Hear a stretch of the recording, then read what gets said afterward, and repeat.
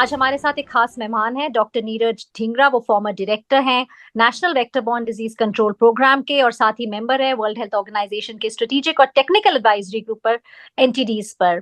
Doctor Dhingra, हमारे साथ जुड़ने के लिए बहुत बहुत धन्यवाद। सबसे पहला सवाल सर मेरा होगा आपसे कि अगर हम ये निग्लेक्टेड ट्रॉपिकल डिजीजेस के बारे में बात करें, अगर आप हमारे दर्शकों को बता सके कि ये क्या होती हैं, और इन्हें मतलब किन रीजन्स में सबसे ज्यादा पाया जाता है। नेग्लेक्टेड ट्रॉपिकल डिजीज जो है, ये 20 बीमारियां हैं उनके।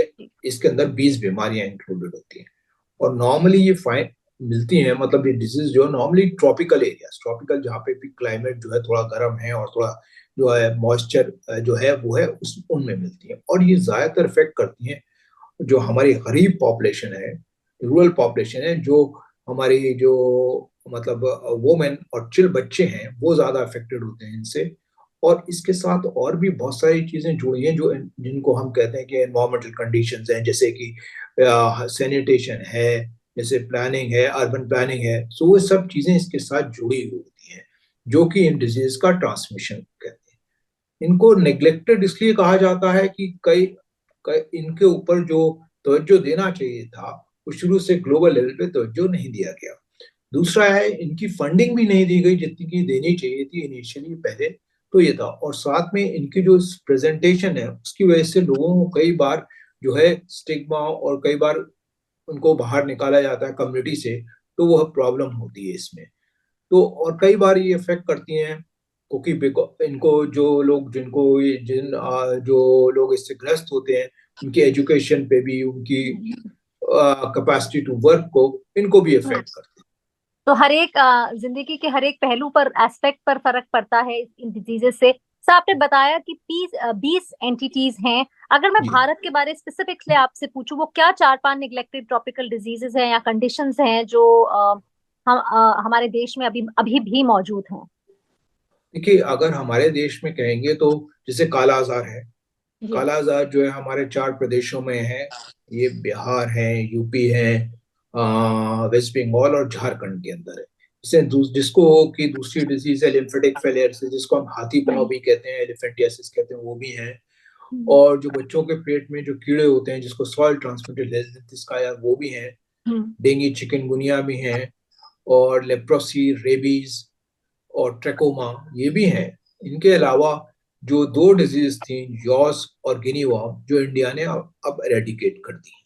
इसी तरह अगर आप लिम्फेटिक फेलियर से हाथी पांव की बात करें तो इसके लिए दवाई दी जाती है साल में एक बार।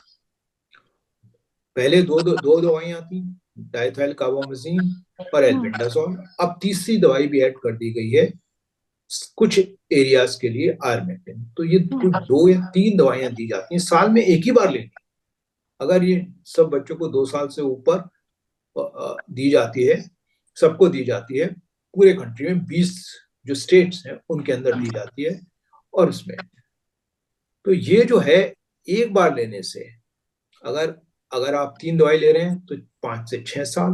अगर सॉरी, अगर आप 2 दवाई ले रहे हैं तो 5 से 6 साल, और अगर 3 दवाई हैं 2 से 3 साल। इसके साथ क्या होता है, अगर आपने ऐसे लिया तो इसका जो है ट्रांसमिशन रुक जाता है, ये खत्म हो जाती है बीमारी।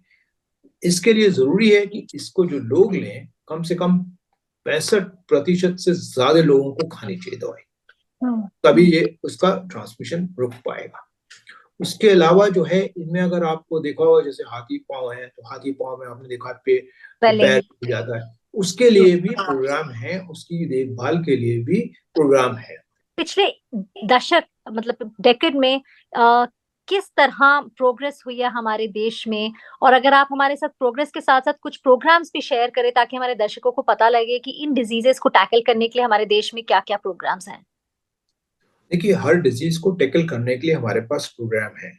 फॉर एग्जाम्पल, कालाजार को हमारा कालाजार एलिमिनेशन प्रोग्राम है। जी। लिम्फेटिक फेलियरिस को एक्सीलरेटेड लिम्फेटिक फेलियरिस एलिमिनेशन प्रोग्राम है। इसीलिए सॉइल ट्रांसमिटेड हेल्मेंट्स हैं उनके लिए भी प्रोग्राम है, यहाँ पे दवाई दी जाती है।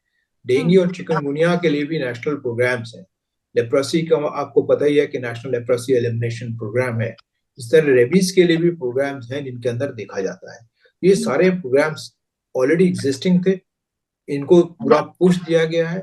और उसकी वजह से जो है हम ये देख रहे हैं कि सर एक आखिरी सवाल पूछना चाहूंगी मैं आपसे कि हम सस्टेनेबली किस तरह ये निग्लेक्टेड ट्रॉपिकल डिजीजेस को कम कर सकते हैं, ना सिर्फ elimination but long term sustainability की बात करें, खासकर सस्टेनेबल डेवलपमेंट गोल्स को मन में रखते हुए। ये बहुत जरूरी है कि अगर आप देखें डिजीज जो ट्रांसमिट होती हैं, जैसे हम बात कर रहे हैं क्लाइमेट की, एनवायरमेंटल फैक्टर्स हैं, सैनिटेशन मेजर्स हैं, वाटर सप्लाईज है, इनको देखना पड़ेगा। जो हमारे ये सब चीजें इंप्रूव होनी चाहिए, अंडर जो वॉश कहते हैं वो इंप्रूव होनी चाहिए। जी। नंबर दो ये है कि कई नई ड्रग्स आ रही हैं, उनके ऊपर पूरा रिसर्च होनी चाहिए। हमें डायग्नोस करने के लिए जल्दी से तरीके होने चाहिए, ना कि हम वेट करें ज्यादा हो। जो भी डायग्नोस करने के लिए ऐसा ऐसा तरीका होना चाहिए जो फौरन डायग्नोस करे और उसका ट्रीटमेंट हो सके, उनके ऊपर रिसर्च होनी चाहिए। नए नए चीजें आएंगी प्रिवेंटिव मेथड्स के लिए, उनके ऊपर भी रिसर्च होनी चाहिए। तो ये बहुत जरूरी है कि अगर ये चलता रहेगा, क्योंकि जैसे जैसे नंबर घटते जा रहे हैं, ये जरूरी है कि हमें जीरो तक पहुंचना है इन द लॉन्ग टर्म। तो उसके लिए जरूरी होगा कि हमें ये भी देखना है कि हमारा जो सर्वेलेंस सिस्टम है वो कितना स्ट्रांग है, कितनी जल्दी इन डिजीज को डिटेक्ट करता है। तो ये बहुत सारी चीजें हैं जो कि रिक्वायरमेंट होगी आने वाले सालों में।